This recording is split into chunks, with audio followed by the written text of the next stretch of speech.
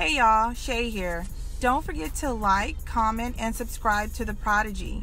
Also, don't forget to click the notification bell so you can be notified whenever The Prodigy drops a new video. Most importantly, please share the video you like. Thank you. Hey, what's good? It's your boy 2K here. Now, we're not starting the video just yet.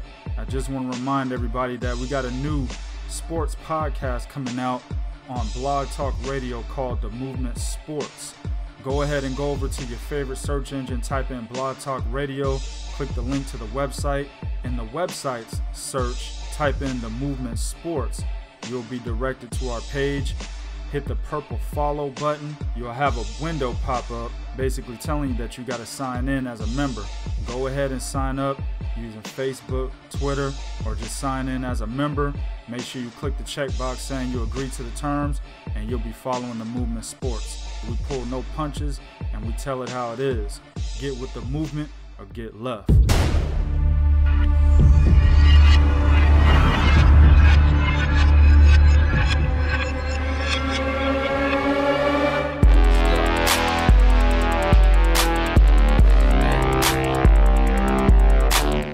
What's good? It's your boy 2K here.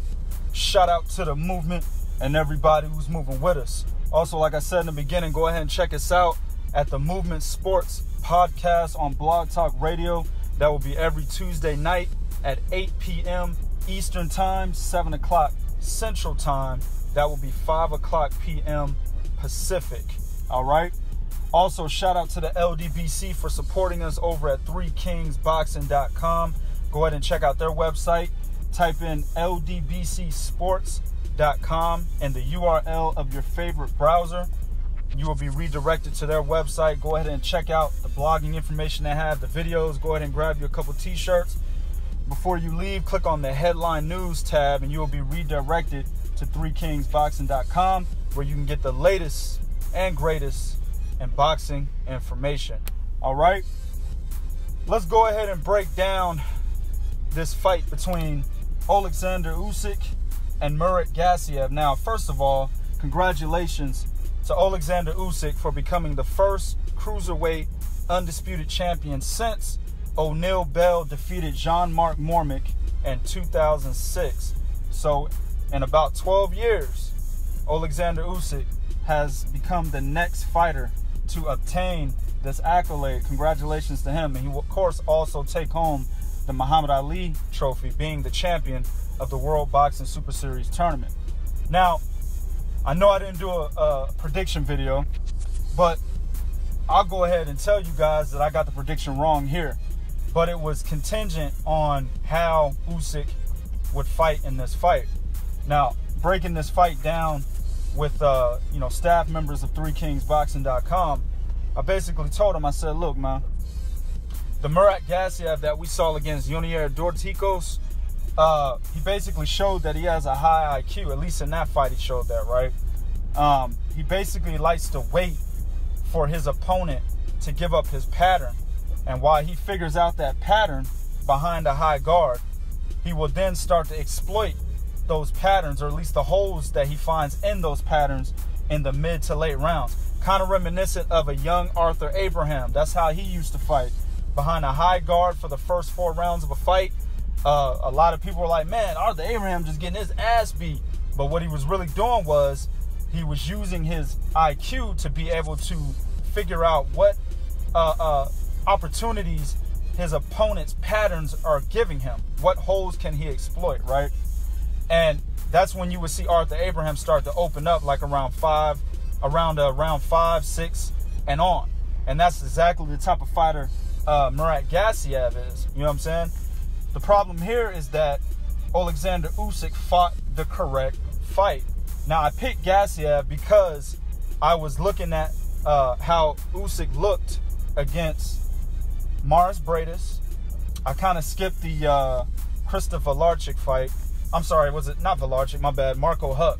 I skipped that fight and went back to Michael Hunter. And I think he had a fight after Michael Hunter as well. I know the Michael Hunter fight was like four fights ago.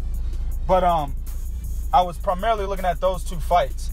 And the Usyk that we seen in those 2 fights, of course, the Bradis fight being the most recent before Gassiev, he was sitting a bit too much in the pocket.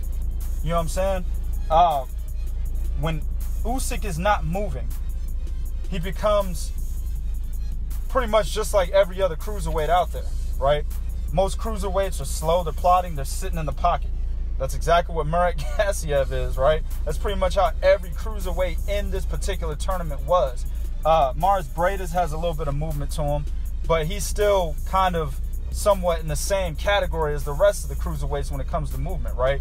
Usyk was the guy that was going to bring a different dynamic with his movement into the tournament. And that's primarily one of the biggest reasons why a lot of people picked Usyk to win the tournament. But when I seen him do sitting in the pocket against Mars Bredas and actually giving Bredas opportunities to catch him, I didn't like what I saw, right? Now, of course, Usyk won that fight by majority decision, and that's mainly because they were in Bredas' home country. But it was a close unanimous decision win for me. It wasn't a blowout win like this Gassiev fight was, right? I had Usyk winning the fight, I believe, by 2 rounds or something like that against Bredas.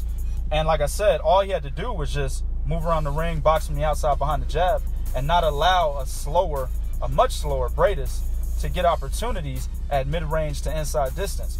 But he did that. Also against Michael Hunter, previously, Michael Hunter was on like a 270-something day layoff, you know what I'm saying? And came back in the ring and damn near made Usyk look ordinary. Now, of course, in that fight, Usyk won it by unanimous decision, but I had that fight a lot closer than the judges did, right? And this is a guy, Michael Hunter, that was relatively unknown. Like I said, was on a major layoff, damn near 1-year layoff. And he went in there and did very well against an Usyk, you know, who at that time was very active, right? He wasn't on a major layoff like Hunter was. One of my biggest things that I had seen was that with the absence of James Ali Bashir, who was Usyk's trainer through the Olympics and up into the pro ranks when he started, when he left him before the Michael Hunter fight and went back to Anatoly Lomachenko, that's when we saw this different Usyk, right? And I kind of figured, I was like, it's peculiar that Anatoly Lomachenko would change the way Usyk fights. Now, if you look at the way he fought in those 2 fights, that's really right down the line with what Anatoly Lomachenko teaches Vasyl Lomachenko, his son, right? Vasyl's not a big-time mover in the ring as far as, you know, using the entire ring, using a lot of lateral movement from the outside. That's not Vasyl's fight. Vasyl is a more so up-close and personal mid-range to inside distance and using and pivoting around his opponent. I always talk about the triangle theory, right? The 3 points of movement around your opponent if you have a stagnant opponent, right? That's what Lomachenko does very well. He's not like an Arislandi Lara moving from the outside all around the ring, or Miguel Vasquez, nothing like that. You know what I'm saying? But that's more of what Usyk was when he was with James Ali Bashir. So with him being with Anatoly Lomachenko, he stopped doing a lot of that movement. So I figured, shit, Gassiev's going to get the opportunities. And being the cerebral fighter that he is, if Usyk allows him to get those opportunities, he's going to give him a tough fight. And I believe he can take the points on the cards simply because the fight was in Russia. But that's not what happened. What Usyk showed us tonight was that he is a very smart fighter. And he knows exactly what he shouldn't have done in his previous fights that he can't do in this fight in order to give a cerebral fighter like Gassiev any opportunities to catch him. Because if he did, Gassiev was going to be able to do that, right? Excellent performance by Usyk. He did exactly what I said he needed to do. One of the things I said was he needed to fight Gassiev how he fought Krzysztof Glowacki back in 2016 when he took the WBO title off of him, right? I mean, he completely outboxed him from the outside for 12 fucking straight rounds. That's exactly how Usyk needed to fight Gassiev. That's what I said before the fight. Of course, I didn't think he was going to be able to do that, but he proved me wrong, and he did exactly that. He fought him behind the jab from round 1 literally to round 12. I gave Gassiev 1 round in that fight. I can't remember what round it was, but I think it was round 7, actually. That was the best round Gassiev had. And, of course, this was after 2 rounds in which Abel Sanchez threatened to stop the fight. You know what I'm saying? After round 5, Abel Sanchez told him, hey, I'm going to stop the fight unless you start throwing punches. And then again, and after round 6, he said the same shit. And then he came in round 7 and basically picked up the pressure and was able to catch Usyk a little bit as he was backing up. But I think it was more so the fact that Usyk was taking a round off because he had displayed a lot of high volume, threw a lot of punches, and he was doing a lot of movement. So I'm pretty sure he was a bit winded in there, and he took some time off in the 7th round. And that allowed Gassiev to take that round. But shit, from round 1 to 6, then from 8 to 12, it was all Usyk. You know what I'm saying? Easy work, man. And he did it behind the jab. He kept his distance. He had excellent ring generalship. I mean, Gassiev was lost. He didn't know what to do in the ring. He had no idea what to do against a moving target like Usyk. He didn't have the opportunity to figure out the patterns because Usyk just kept circling to his left hand, which is Gassiev's strong hand, right? Also, Usyk is a southpaw, which makes things 2 times harder in the ring when trying to figure out patterns. Gassiev couldn't get into any rhythm just basically because he had no pattern to get into a rhythm off of, right? The only thing he could do was just sit behind the high guard. If he tried to jump in, Usyk would step back, throw a 3 or 4 punch combination, and then move circle to his right, which is Gassiev's left, and Gassiev will have to reset and restart. You know what I'm saying? If he tried to walk him down, he would be running into jabs the whole fucking time. I mean, it was an excellent performance. Now, one thing I want to address before I close this out is that I know fans are going to be very upset because the way this fight was marketed, it was going to be a type of fight where we're going to have a very competitive fight. One guy even told me somebody was going to sleep. You know what I'm saying? But that's not how it was. And the reason why it wasn't like that is because Gassiev just didn't have the tools in his chest to be able to compete with the type of fighter and class that Oleksandr Usyk is. Just flat out, plain and simple. You know what I'm saying? And as long as he didn't have those tools, this was the type of fight you were going to see. You know what I'm saying? Unless Usyk had some type of mental lapse and decided to sit in the pocket like he did in the other 2 fights, which I'm very happy for him that he elected not to do that, because Gassiev is a very dangerous puncher, primarily to the body. If he would have stayed in the pocket, Gassiev would have been beating his body up with some left hooks. He has an excellent left hook to the body, and he would have easily tired Usyk out probably by round 5 if he sat in the pocket the whole time, and he could have possibly gotten stopped. You know what I'm saying? So he did the right thing. He stayed away from the shorter fighter with the less less reach, and he kept the fight on the outside. He dictated the pace of this fight like he should have, like a premier boxer should. So it was an excellent fight. I enjoyed it. I know a lot of people are going to say it was boring. I fucking enjoyed it simply because it was a beautifully executed technical fight. You know what I'm saying? He did exactly what he should have been doing. One thing before I close it out, I know Usyk has talked about moving up to heavyweight, possibly fighting Anthony Joshua, Deontay Wilder, or whatnot. Hey, man, shit, you've already cleaned out Cruiserweight.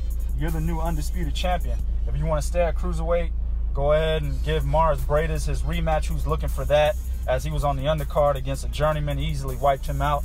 You know, Bredas is looking for a rematch. I don't think there should be a rematch, because if Usyk knows that he needs to fight like this from now on, and he knew that he made a mistake in the Bredas fight, then he'll fight him like how he fought Gassiev, and he'll beat him even easier than he did in the first fight.